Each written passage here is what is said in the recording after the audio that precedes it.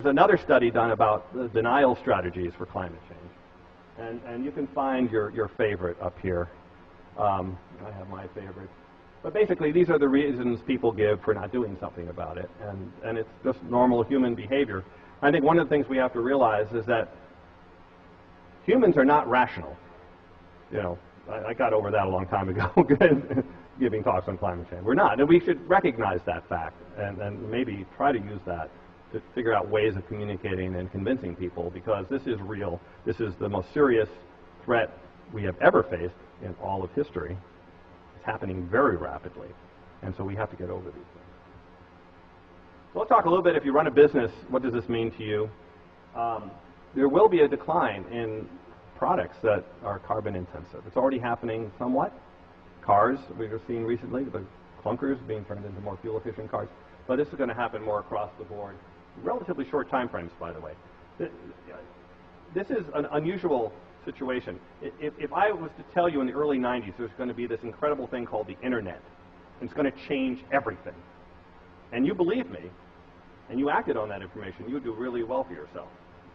This is a very similar thing. This is a for sure thing that's happening now, and almost everyone's ignoring it. I mean, we talk about it a lot, but we're not doing anything. So if you actually act on it, you can actually do quite well, but at the same time, there are things that are going to be, it's not going to all be rosy here. So there's going to be impacts on your business and your employees, your customers. There are going to be hurricanes. We already lost a city, a major city, a bunch of small ones. We're going to lose more of them in next decade. There is drought. There's more wildfires. They're up 50%, probably even more than that by now, actually. More flooding, and there's more drought. Pandemics we're seeing now, sea level rise is going to start a little slowly and then pick up a little later. You have to watch out for optimized systems, just-in-time inventory and things like that. Because what happens when the factory making your widget in Florida gets hit by a hurricane or a flood or something like that, and you don't have it? So you have to think a little differently. Rather than optimizing, you want to be robust. Rather, optimize means you're best for a certain set of conditions. But what you want to be is robust. You want to work well under a wide set of conditions. And there's going to be a lot of unforeseen impacts. I don't know if you know what black swans are. There's a book called Black Swans. But black swans are basically unforeseen events that change everything, like the transistor or 9/11 or the internet. And global warming is going to cause a lot of black swans. And you think that they're rare events that aren't predicted, but they really end up changing the world we live in. And global warming fits into that category. Okay, so that's the bad news. What should we do? Well, it turns out there's a lot we can do, and there's a lot we really have to do. I'm going to start off by talking about what you can personally do. And the first thing I have on that list is to ask your children for forgiveness, because no matter what we do at this point, it's going to be really bad for them, and we're sort of going to leave them this really awful mess. You can do things like get a fuel-efficient car. We have someone here who can tell you, Felix, can tell you all about that. You can eat less beef. Turns out that 1/3 of all the non-ice-covered land on Earth is used for beef production, between pasture lands and grain growing for the beef, and that's why they're cutting down the rainforest in Brazil, is to grow soybeans, or to grow pasture land, or to grow soybeans for cows. And it turns out because cows give off methane, which is very effective, it turns out that about 18% of all the greenhouse gases come from beef production. Another way of thinking about it, eating a pound of beef is like driving your car for an hour and a half with all the lights turned on at home. So that's one way to think about it. You should change your light bulb. There's a compact fluorescent bulb in that antique lamp back there. You'll save money immediately when you do it. There's no downside to it at all anymore. It's really, and by turning your thermostat down or up, as the case may be, depending on the season, wearing a sweater, keep you warm, those kind of things can help. Importantly, though, you need to talk to your family and friends and colleagues about what's happening and get them engaged on the subject. If you work for a company, you can get them to go green, and you can leverage your own impact into a much larger cause. And perhaps the most important thing you can do is talk to your elected leaders, because, as we're about to see, the things we really have to do really have to happen at the national and global level. And the biggest obstacle to change right now is the Congress. A lot of people, actually, people want to do something about it, but most of the inertia is in the Congress right now. So what should our country do? We need to implement a cap-and-trade system or a tax on CO2 as quickly as possible. The one that's in Congress now is really watered down and will not be effective in turning the problem around. But it will put the structures in place so when everyone panics a few years from now, we won't have to spend a few more years putting those structures in place. We can just sort of increase the numbers a bit, increase the tax or increase the emission targets and things like that, or decrease emission targets. So it's important to pass that law, but we should not fool ourselves that that's going to actually solve the problem. We need to have mandatory energy efficiency standards around the country. Folks in Berkeley pioneered this 25 years ago, or actually a little more than that now. And as you may know, in the last 25 years, while the rest of the country increased its energy per capita by 50%, California stayed the same. And basically that's because of its Title 24 building standards. And I don't see us suffering in our buildings compared to the, New Jersey or anything like that. So there's really no excuse for not having that being nationwide and much more strict than it is now. And by the way, buildings are about 40% of all the greenhouse gases that are caused by buildings and energy for buildings. We have to ban coal-fired power plants because they give off the most CO2 per unit of energy. And there's just no excuse for doing that anymore. And we also have to get rid of the ones we have, which is a lot harder to do, but we have to do it because, as Jim Hansen said, we have to get down to 350 parts per million. We're already at 387 and climbing at about 3 points per year. And the only way to really get down is to get rid of coal plants and eventually other fossil fuels. We have to stop subsidizing fossil fuels.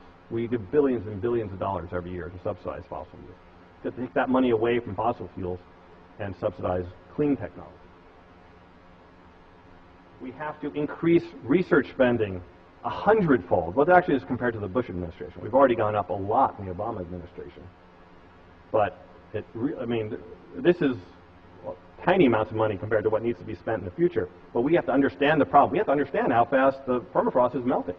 We have to understand how fast the methane is coming out of the ocean. We don't know these things. This is just a few $billion. We have to, spend this money. Right now, the military spending is about this much, medical spending is that much, and energy spending is that much. And believe me, the energy and the military spending is going to go way up because of climate change if we don't do something about it. There's more we can do. We need to phase out beef. I explained why already. We have to, it's going to happen anyway, so we're going to have to prepare for extreme weather and droughts and floods and wildfires and war and things like that, and sea level rise. So the planning they're doing now for like the San Joaquin Delta, the dikes and things like that, they're assuming a couple of feet sea level rise. Well, they should be rethinking that about what it's really going to be. We need to research geoengineering. I have a whole section coming up on geoengineering in a moment, so we'll skip. But geoengineering essentially is trying to artificially control the climate planet-wide. We're doing it anyway by accident. That's what climate change is accidentally doing a global experiment of what happens when you increase CO2 in the atmosphere. We're about to find out. We need to support global family planning. There's too many people on Earth right now. This is, by the way, typically a taboo subject in climate change, that you can't really talk about controlling population, but it's going to be controlled one way or the other. I just think we should do it the humane way. And this December in Copenhagen is the follow-on to the Kyoto Protocol, where the world is coming together to figure out what to do about carbon in the next phase. And I can't tell you with certainty that there's going to be a really good result out of that, and we really need to. This is now the time. This is not a problem. If we wait even 10 years to start to tackle this problem, it will be too late. Once the permafrost starts putting out more CO2 than we do, it won't matter what we do in terms of reducing our emissions. We could stop the next day, and it's just going to get worse and worse and worse. That process could happen a few years from now. I'm not saying it will happen a few years from now, but it could happen that soon, and certainly within the next 10 or 20 years. So there's no time for waiting. But I spoke to a climate scientist at UC Berkeley. I had lunch with her. And I asked her, what do you think the temperature is going to be in the 2100? Because she's the one who worked on the IPCC report that was this best case, and now she's doing all the updates with all the feedback mechanisms and the new emission plans and things like that. And she said, 6 to 12 degrees warmer than today. C. I said, do you know what you just said? Yeah. And she also said she could see no plausible scenarios where we reduce our emissions in time to avoid catastrophe. Nothing. If you were dictator of the world, nothing you could do at this point. That leaves one thing, plan B. First of all, plan A is you must reduce your emissions drastically. Plan B doesn't work unless you do plan A also. But it may not be enough. So what geoengineering is intentional control of the climate. We've been doing the accidental control of the climate, so this is stepping in and trying to be a little more intelligent about what we do. As I mentioned, I personally, this is not a consensus at this point, although the discussion of geoengineering, in just the last 6 months, has been elevated quite a bit. It used to be like a little quiet thing you talked about, but now it's getting in mainstream press as well. But if you believe that it's already too late to solve the climate problem by only reducing emissions, then your only choice left is geoengineering. Now, be a little careful. In some people's mind, geoengineering is only a certain set of rather intrusive things you do. To me, I include anything you do to lower the carbon in the air or to control the temperature of the planet, including some rather benign things that you probably should do, no-brainer. But so just be a little careful. I use the word geoengineering a little more broadly than some people do. But in any case, some people like the concept of geoengineering because they think it's an excuse for not doing anything about climate change. Oh, we'll just fix it later using geoengineering. We can continue to emit the carbon that we do. That will not work. You need to use geoengineering to get rid of the carbon that's already there. If you continue to spew it out, all you'll be doing is just reducing somewhat the amount you're putting out, but you won't really be getting to the problem. And like chemotherapy, geoengineering, some forms of geoengineering have really bad side effects. But like chemotherapy, you might lose your hair and feel really, really sick. But the alternative isn't quite acceptable either, is it? So that's why I liken it to that. Let's look at some examples of geoengineering. And this is not an exhaustive list, but these are some of the main ones. The one that's talked about the most, and is somewhat easy in some ways, is blocking sunlight. You only have to reduce the amount of sunlight hitting the Earth by about 2% to reverse the effects of climate change. And there's two main ways of doing that. The most talked about one is reducing smoke or putting sulfates in the upper atmosphere using planes or rockets or other things. And that's sort of what we know that will work because that's what happens after a volcano. And the Earth does cool down after a volcano. So for a couple of years until the smoke settles out of the air. So we know that will work. Now it turns out there's some kind of bad side effects. Like one study showed that yes, you could reduce the temperature by a couple degrees, but it would stop raining in India and those kinds of things. Also, the problem with this is it's not solving the problem, it's just masking the problem. So once you start this, you have to keep doing it, and if you ever stop, the temperature 6 months later is going to spike up by a few degrees and then you're gone. So if you don't have the budget to fly the planes anymore. So this is really just sort of at best a temporary solution, maybe to fix a short-term problem like the melting of the permafrost while you're doing other things to fix the CO2 in the atmosphere. Oh, I'm sorry, I should go back here. The other one is to build ships that take seawater and pulverize it and throw it up in the atmosphere and create low-level clouds. Ships do this anyway with their smokestacks, but they make small clouds. This would make big clouds, and you can put the ships where you want them, and you can be very strategic about that. So there's some interesting capabilities about that. The other thing to do, and this is somewhat controversial, is to put iron in the ocean. And iron is sort of a fertilizer for algae. It makes algae grow, and algae eats CO2. And then hopefully they die and sink to the bottom and stay there for a really long time if you do it in the right parts of the ocean. Recent studies show that it doesn't quite work as they hoped, that fish eat the algae pretty quickly and it keeps the carbon up near the surface. So more study needs to be done on this to see whether this is actually going to be effective. It's relatively cheap, though, compared to lots of other things. This one I actually kind of like. It's called biochar. And biochar is simply taking any plant material and turning it into charcoal. If you heat something without oxygen, it doesn't turn into CO2, it turns into C, because there's no O2, there's no air in there to react with. And so that's how they make, that's for 1,000 years, you put wood in an oven that's really hot, and you close off the vent so the air can't get in, and eventually it turns into charcoal. Well, that's good because you can take this charcoal and just throw it back down on the ground, and it retains water, it acts as a soil stabilizer, not exactly a fertilizer, but it helps plants grow. And so if you grow really large amounts of biomass, or just take all of the leftover biomass from corn or other plants and turn it into charcoal, it won't degrade into CO2. If you do this on a really large scale, you can actually suck carbon out of the atmosphere. And it's relatively cheap. There are issues. It does make gas, which you can use as a fuel. There's some, bad parts of the gas you have to deal with and things like that. But compared to a lot of other things happening, it may be one of the more benign forms of geoengineering. The most obvious thing to do is to reforest the planet. I have a friend who's working on a program where he gives solar cookers to families in India so that they don't go and burn the wood, the dead trees, or cut the trees down. And they also don't have to walk for miles every day to get the wood. And he also gives them rechargeable flashlights so they don't have to burn propane. And he also gives them a free cell phone. And both the flashlights and cell phone are rechargeable only when the solar cooker is hot.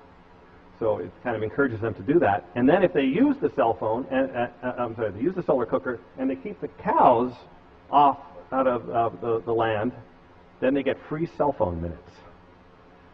And so this is he's doing experiments on this right now. Looks pretty promising, but this shows what happens when you keep the cows off the land for just a few years there. So it's the same shot, basically, just a couple years apart. So there's others. This one I actually kind of like. This is just building machines, big, expensive machines that just suck carbon out of the air. And then you compress it, and you pump it underground where it came from in the first place. You pump it into old oil wells or aquifers and things like that. This will cost $1 trillion at least a year to run, and it will be the biggest bargain we ever had if we can do it. There are a bunch of people working on this right now. They're small prototypes and things like that, and there's a lot of issues actually to overcome. But this is, when everything else starts to hit the fan, this is something we're probably going to do. I actually think we should do, first of all, I think we should spend heavily on researching these now, because you don't want to find out that the bad effects are worse than whatever you were fixing on these things. So we should research them and understand them really well, and pick all of the ones that seem like they'll work and try them all. And hopefully, even if this one can suck 100% of the CO2 we need to suck out, who knows, it might not work well. So let's also reforest. Let's also try biochar. Let's try them all and see which ones work and which ones don't work. So that's the good news, is that there are some things on the horizon. But again, if you use this as an excuse for not limiting your CO2, these won't save it. So that's actually some positive. This is like when I talked to scientists working on this thing, it was sort of like the one uplifting kind of thing I've seen in a long time related to climate change. So there's some other good news. Supposedly, we're going to be passing a cap and trade law in the United States pretty soon. Again, it won't be enough, but it will start us in the right direction. It will also, no one else is really going to, China and India are not going to do much about this until we do. Although the Chinese are pretty smart about this. They're already the largest solar power producer in the world, making solar panels, and they're becoming the largest wind turbine manufacturer in the world. So they're already moving in this direction. They know it's the future, and they can just decide to do it. They don't have all the, lobbyists coming to them, stopping them from doing what's the right thing. So we're really being kind of dumb about all this by not pursuing it aggressively. But that's good news if we do that. Again, it won't be enough, but it will get us in the right direction. The other good news is that this is the biggest economic opportunity ever. We are about to change all of the energy and transportation infrastructure of the world in the next 50 years. That's a lot of money. We're invested in a company that's growing oil from algae to make fuel. Fuel is a $1 trillion a year business. And they think they'll be able to make it cheaper than fossil fuels in just a few years. That's pretty good opportunities. So there's a lot of opportunity out there. Now again, there's a lot of bad things that happen. But if you understand what it is and what's happening, and you take steps to make it better, there's a tremendous economic opportunity. Now if you want to learn more about what I was talking about tonight, there's a bunch of good books. The Weather Makers is a sort of nice overview. It goes beyond an inconvenient truth, covers lots of areas. Tim Flannery is a good writer. Speed and Violence is the scary tipping point stuff. It goes into 4 or 5 of the major tipping points, and it's scary. One book I highly recommend is 6 Degrees. 6 Degrees, as I mentioned earlier, explains what changes ppm in degrees C into what the world will be like at different temperatures. It should be required reading for every member of Congress. And then Climate Code Red is an interesting book. It goes into far more, it's like my talk, but it goes into far more detail, and it's referenced like a report with footnotes and things like that. You can go to the internet and download it. I think they do charge for it now, but it's pretty detailed if you really want to get into that. If you'd like copies of the slides or a video of me doing an early version of the talk, there's going to be hopefully a new one up on the internet soon, or you want links to references and the books and things like that, if you go to my website, climateplace.org, and you can download slides, and you should go around giving this talk yourself, tell everybody about it. And I want to thank you for listening and opening it up to questions.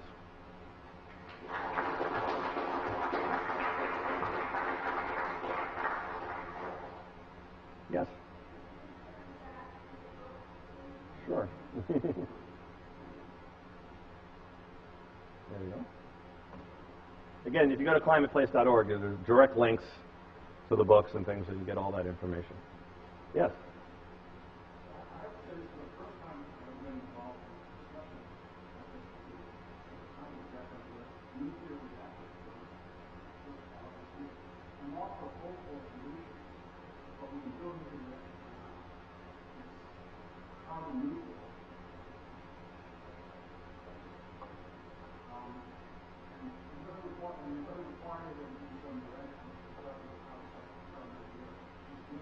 Well, I'm against carbon. Okay. What?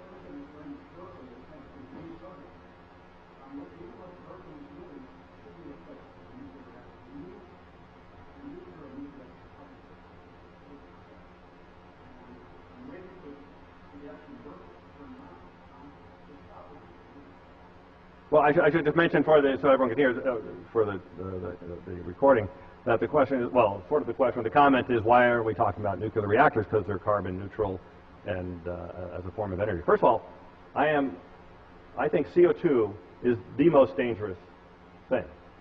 And the risks of nuclear are nothing compared to those. So I am for doing anything that gets us away from CO2, including nuclear. From what I know about nuclear, I think it's difficult to implement at the scale we need, but I don't have a problem with doing it. And there's actually lots of interesting small-scale things that they're working on. I didn't put it in there, but I'm not against it at all, and I think we should do, the risk of Chernobyl is nothing compared to the risk of sort of everyone dying, so, and they're getting better at the safety issues and things like that. So I think the real evil thing out there is CO2, and so I don't actually disagree with you. I didn't cover all the solutions. There's, by the way, a lot more about, in fact, I give a whole talk on energy solutions. It's not in this talk. Yes? Yeah, there's issues about enough uranium. There's thorium, which is not, you can't turn into bombs and things, so there's other things. But again, you could at least, France gets a lot of its energy from nuclear and things like that. I think there's time and cost issues, too. And a lot of people argue that if you are going to do nuclear, you might as well just do wind and solar with some energy storage because it's actually cheaper. Forget the, safety issues or anything like that. So, I think there's some arguments like that. Yeah.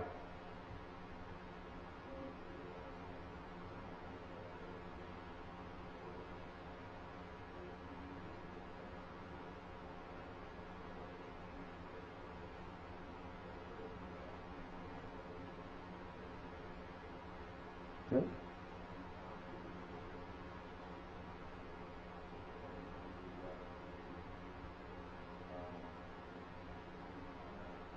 Well, I don't. But also, you know, you have to look at there's also CO2 given off in the making of the panels.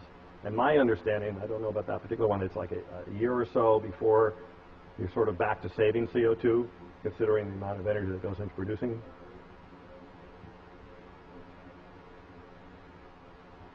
Well, those, by the way, one reason I think we have to spend, I mean, I'm not sure that's true, by the way, but if it is true, that's why we have to spend lots of money on research so that we don't go down the, hey, for example, corn ethanol turned out to be probably worse for the environment than in terms of net CO2 when you take into account land use and food and stuff like that. So, you know, you can, now it may be some good effects in that it paved the way for other things, but it's really worth spending lots of money, again, relatively small amounts of money compared to building power plants everywhere, but on research to understand all these issues so that we make the right choices. Other people argue, and I agree with them, is that we have to really think about the amount of CO2 we can, that's left to release in the atmosphere before we really got to get down to zero, and that has to be dedicated to building all the green technologies, right? If we just kind of use it for powering cars and stuff like that, and then when we realize we have to build solar panels or whatever, you know, wind power or these kind of things, it takes energy to do that, and initially it'll be CO2 because we have, you know, fossil fuel power plants. Eventually it'll be replaced by the renewables. So those are some of the issues. Well, in front there first.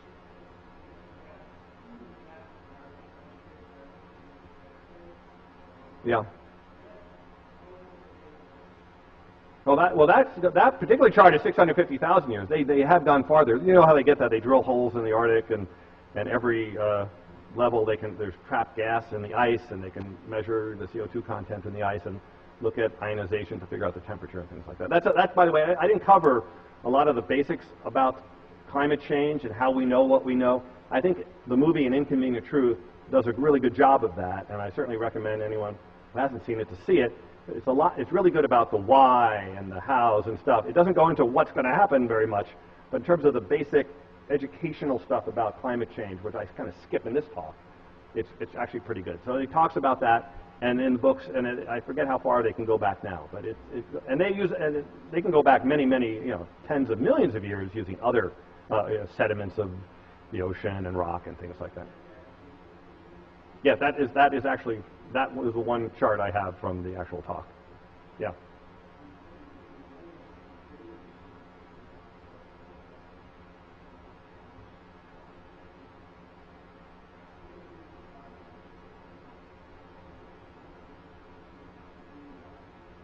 Freeman Dyson, yeah.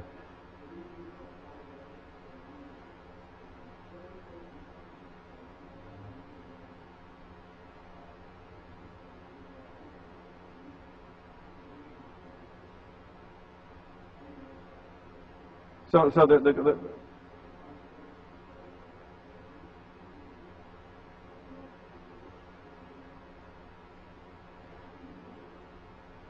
the comment is that while climate scientists agree with what I'm saying here, that other scientists like Freeman Dyson disagree. First of all, if your child had cancer, you would probably take them to a doctor, not a car mechanic, not a statistician. Probably take them to a doctor. And not just any doctor. You take them to an oncologist. And not just any oncologist. You probably take them to a pediatric oncologist. You would probably do that. This is the same thing. The people that know what the problem is are climate scientists. 97% of climate scientists agree essentially with what I'm saying here today. Now, Freeman Dyson doesn't, and there are meteorologists that disagree, there are geologists that disagree, but you can find people disagreeing about everything. This stuff, by the way, the fact that CO2 heats the atmosphere, this is like physics. It's not, there's no controversy whatsoever. You can measure it in the laboratory, right? There's no controversy whatsoever. The only controversy is how much will the atmosphere heat up? But it's already heating up. And all the data so far shows that it's actually worse than the conservative predictions before. The actual data, that's actually, the Arctic is melting much faster. You can't explain that any other way except for soot, perhaps. Say again?